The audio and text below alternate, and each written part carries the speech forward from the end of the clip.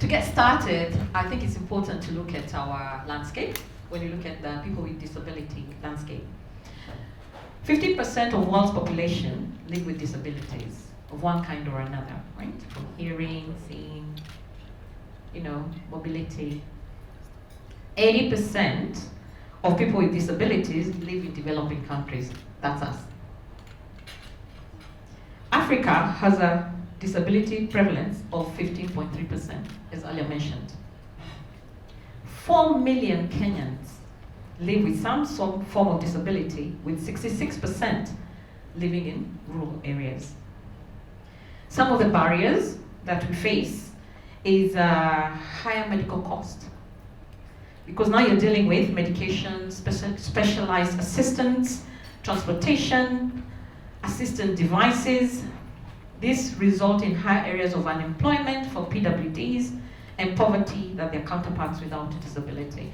All this was from the results we had our customer satisfaction survey for the PWDs. Now, as financial services institutions, we need to look at the benefits. Now that we understand that's our landscape, we're all financial services, we always have to look at the cost-benefit analysis. First of all, it's an atrocity when people with disabilities are treated differently because of who they are. That's the first thing. So you look at the human aspect of it. There's a softer side that we address with customer satisfaction or customer service, where we have empathy, responsiveness, etc. But let's take it a notch higher. New markets. Access to new and undeserved PWDs markets. Remember, we have a 4 million segment that we can tap into. Client retention. Enhance long-term retention of existing customers. And I like what the survey said, that we have a lot of relationship management coming to play. This is a group that will really need to focus on that. Financial inclusion, fostering innovative and inclusive financial services. What do I mean by that? Products. When you're developing the products, we develop with inclusivity in mind. How do we do that? When you think about customer centricity, you always say put the customer first at the center and the heart of everything that we're doing. That will require us to include them in the decision-making process through maybe focus groups to understand what their needs are. And really that takes really identifying who are these customers within our customer base and seeing how we can address them. Legal compliance, a response grounded on human rights, like I said earlier, and consumer protection laws, understanding that and what are the consumer protection laws around this customer group. String corporate citizenship, social responsibility, and shared value. So as we understand that in terms of the benefits, what banks should do, for example, is when we're designing our websites, making sure that it's digital, it has the digital accessibility standards, web content accessibility, under the acronym of POA. P for perceptible. Is it perceptive? Can I understand it? Can I work with it? Operable. Users must be able to operate without assistance, giving that independence and empowerment. Understandable, robust. Mobile accessibility through voice, face, and fingerprint recognition. Currently, majority of the institutions are not there yet. So as the device world is evolving, now the banks will need to evolve also with the technology of our mobile devices. Apple has done a fantastic job of that, and amongst others in terms of face recognition, voice recognition, and that's where we're going. Or even when you walk into a banking institution or when you call, let it be that I can be able to understand as a person with disability. ATM screens that are large, clear, and easy to read Braille. Standard text tablet labels include bold numbers and raise keys. Another one is when you walk into the branch, ramp access. I think there's about 15% that they're still going to the branches. This is a target group. So some banks, what they've done, they've enlarged the accessibility. So for example, making the door wider, ramp access. We've seen quite a bit here in the hotel. And some of these, they're not capital intensive, depending on how you approach it. Power assisted doors, low level counters fitted with hearing induction loops, Lip speaker service for deaf people who lip read. That's an interesting one. And contractable wearable devices. Use of AI tools. Adjustment request tool to create barrier-free workplace. And a company that has done very well in this is Accenture. So, and what does that mean? Here we have a target group globally. Their buying power of PWDs and circle of influence is a whopping $1.26 trillion.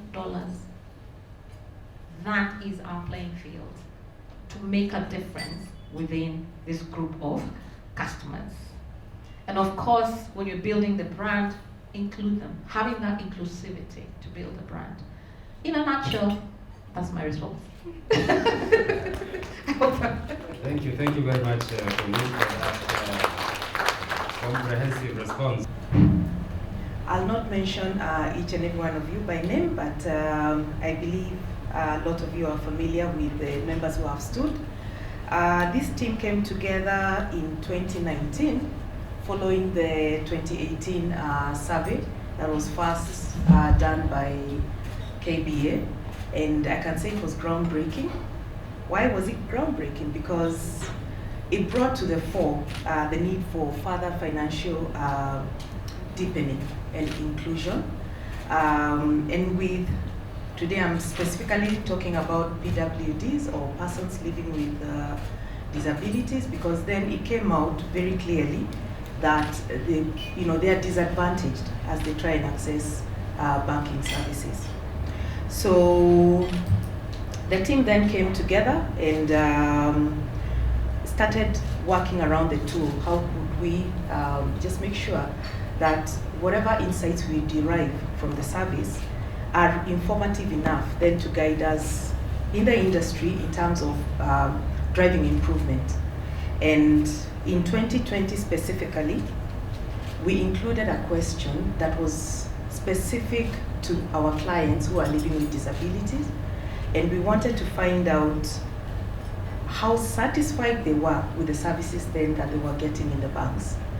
And what came out clearly from that survey, the insights, was that they were disadvantaged, despite the fact that they were able to access banking services. A big percentage, you would not compare it, of course, with the persons who are not living with disabilities. And that then meant that we needed to dive deeper, identify then what the challenges were, and just see what we needed to do as an industry.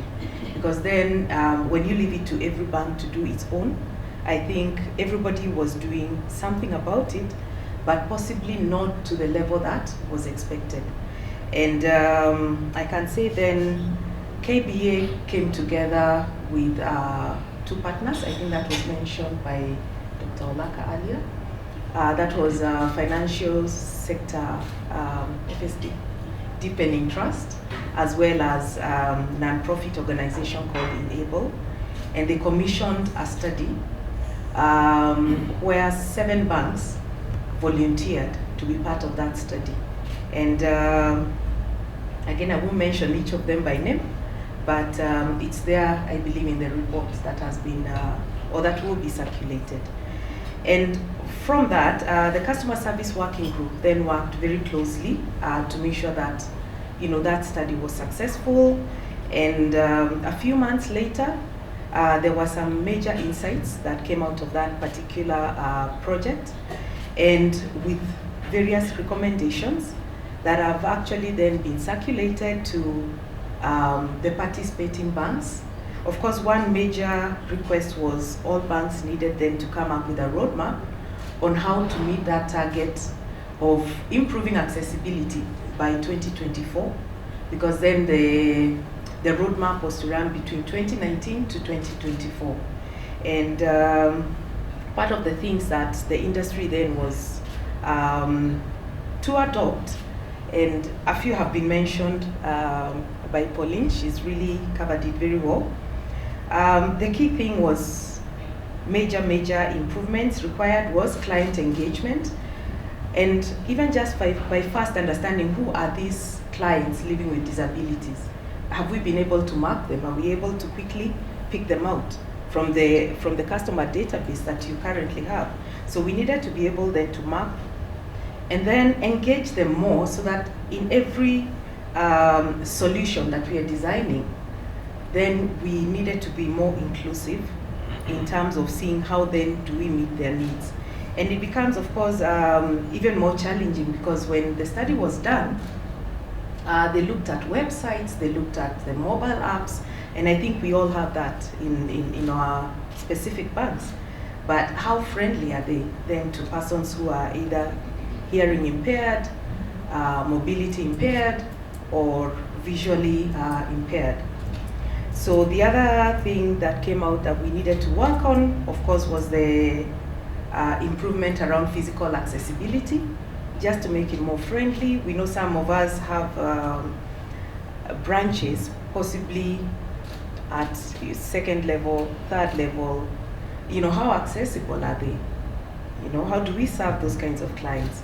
So we need to take a step back and just see how can we then make it more friendly, at least by the time the strategy is coming to an end, 2024, then we make sure we have drastically improved from where we started. Of course, we're requested then to also review and remediate digital accessibility that I've already mentioned is a bit of a challenge. Capacity building, and this is where training comes in. And we're talking about training not just of our staff, but also the guards, as well as, of course, review our strategies and policies to make sure that we are driving inclusivity.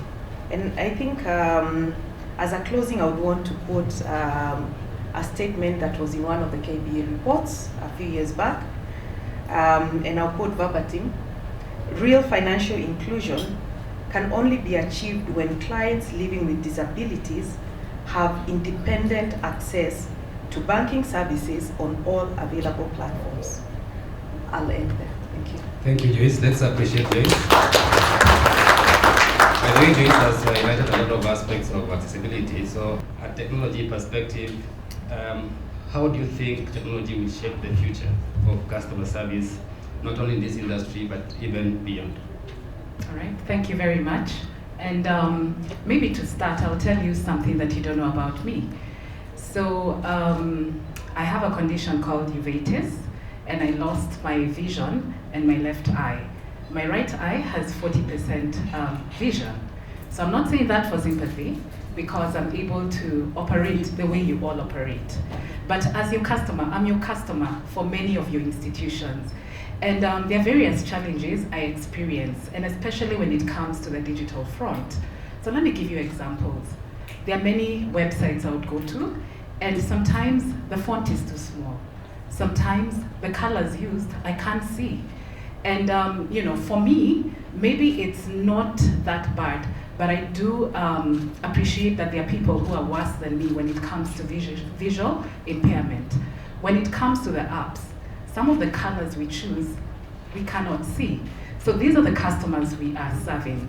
And as customer experience champions, many times when we are doing our customer journeys, or when we are creating the user experience on the digital channels, we don't consider this group.